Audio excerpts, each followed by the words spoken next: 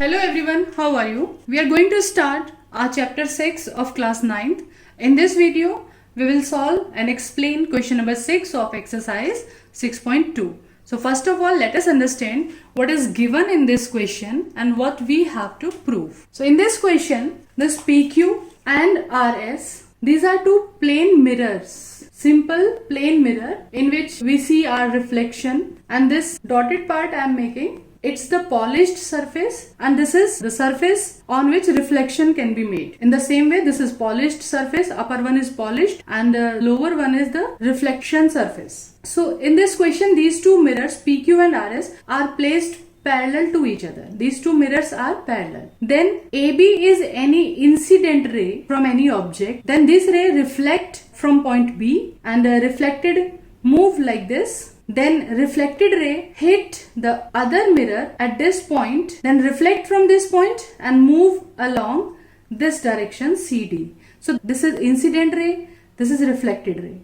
Then reflected ray for this mirror become incident ray for this another mirror RS, and then again reflected through the CD. And we have to prove that these incident ray, initially incident ray AB, is parallel to finally reflected ray CD. These two rays we have to prove parallel. So to prove this thing, we have to recall some rules of mirror which we are used to study in the physics. Angle of incident is equals to angle of reflection, and normal to the plane. These some basic definitions related to mirror. First of all, we have to understand that. So first we are going to do a construction to prove this question. Let us draw PB perpendicular to PQ. Normals we are drawing. Perpendicular means the line perpendicular to the plane is said to be normal. Okay, in the language of physics, it is said to be normal. In the same way, QC also perpendicular to RS. These two construction we are going. Let us see in the diagram what type of angles are here. First of all, let me name them as angle 1, this angle 2, another one, then this one is 3, and this angle is 4. Now let us understand what a specific name is given to these angles in the reference of plane mirror. You know, this angle 1 is in between the normal, this line is normal, and this is incident ray. This is incident ray. So what we used to call this angle between incident ray and normal. Okay, what we used to say this angle of incidence in the language of science. So this angle is said to be angle of incident. In the same way, angle between again normal and reflected ray. So angle between these two rays is said to be angle of reflection. Okay, so this is angle of incident, this is angle of reflection. And what is the law of plane mirror? Angle of incidence is always equals to angle of reflection. So we can use that property here. Same property at the point C also. This is again incident ray. Red color I am taking for incident ray. This is incident ray and this is normal. Again, angle between incident ray and normal is angle of incidence. In the same way, angle between normal and reflected ray is said to be angle of reflection. So angle 3 is angle of incidence, angle 4 is angle of reflection. So what is the law of plane mirror? Angle of incidence is equals to angle of reflection, and this angle of incidence is denoted by I and angle of reflection is denoted by R. So what are these angles in this diagram? For the point B, for this particular point, angle of incidence is 1. This angle is angle of incidence and this angle is angle of reflection. Okay, and the same way for the point C, at point C this ray is striking the mirror, so this is angle of incidence and this is angle of reflection. So by this rule, what can we conclude here? Angle 1 is equals to angle 2 and angle 3 is equals to angle 4. This we can conclude from the law of plane mirror. And now we will use this result to prove ray AB parallel to CD. We are going to use this result. Let us understand one more concept here. If any two lines are given parallel to us, for suppose this line L is given parallel to M. Okay, it is given to us that line L is parallel to M. Now understand one thing. If I draw a line perpendicular to this line L, I'm going to make a line perpendicular to L. Okay, let me name this line as P. In the same way, I am making again a line perpendicular to this M, and let me name this as Q. So are you getting some conclusion here? If these lines L and M are parallel, then what can you conclude about the lines P and Q? It's quite obvious that these two lines are also coming parallel. And what we have made here, we have made line P perpendicular to this, line Q perpendicular to this. Okay, L is parallel to M, and if you are drawing perpendicular lines to this and this, P we are drawing perpendicular to L, Q we are drawing perpendicular to M.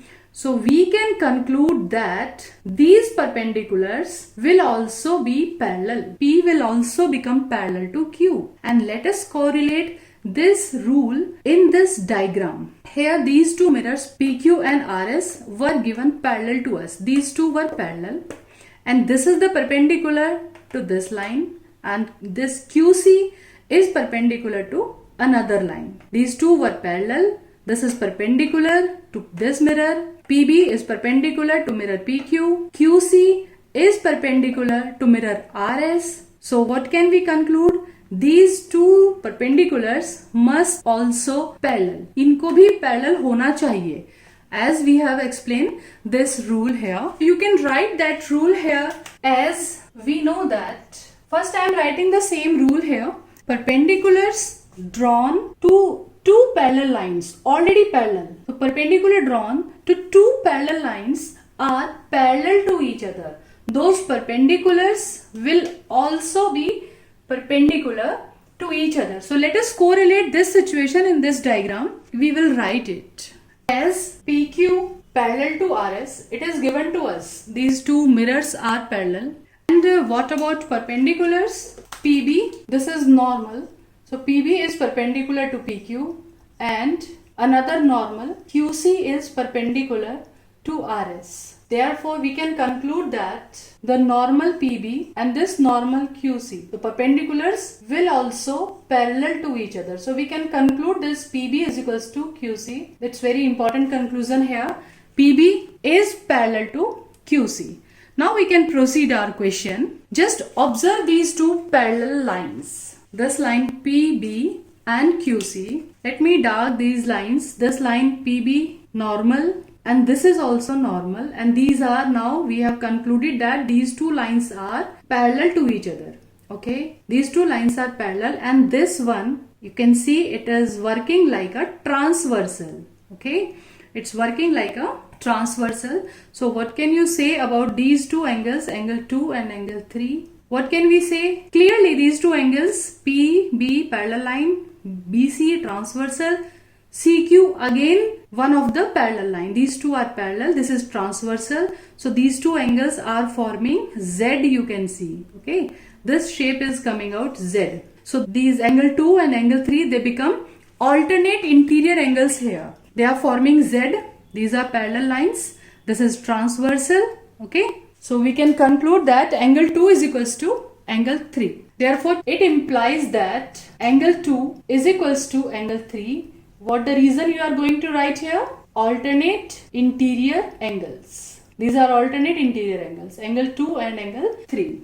Now let us multiply equation number 3 by the digit 2. Means we are just making double of these angles. So it is twice of angle 2 and twice of angle 3. Just double. But you know angle 1 is equals to angle 2. Angle 1 and angle 2, already we have told that these angles are equal. So twice of angle 2 in place of double of angle 2, we can write angle 1 and angle 2 as both the angles are equal. In the same way, we can write this angle as angle 3 plus angle 4. Twice of angle 3 na double means 2 times. So once we are writing angle 3 and once we are writing angle 4. As 3 and 4 are equal, okay, so twice of 3 means 3 and 4. We can write in this way.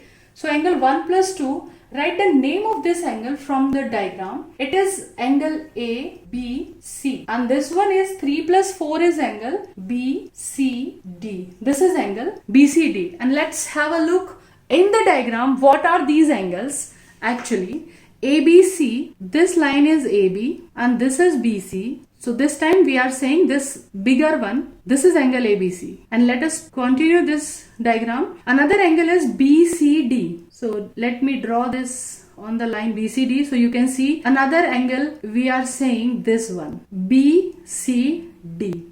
And if you forgot about whole the diagram, just observe only the line AB, BC and CD. I'm going to show it. So just observe this diagram with the black pen. You can again see a Z is forming here. And these angles are at the position again alternate interior angles, and which we have proved equal. Okay. So these two angles are equal. These are at the position of alternate interior angles. So these two lines AB and CD, they must be parallel because alternate interior angles are equal.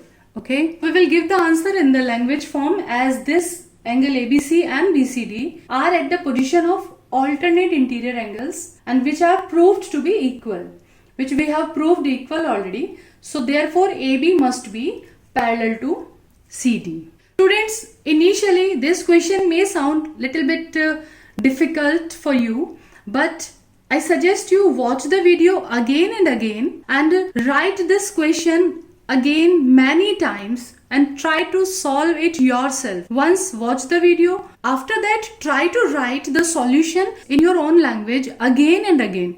Do a lot of practice for this question and it will become easy for you. So in our next video, we will explain some angle properties of the triangle. Till then, stay tuned, enjoy life, enjoy maths as it's easy.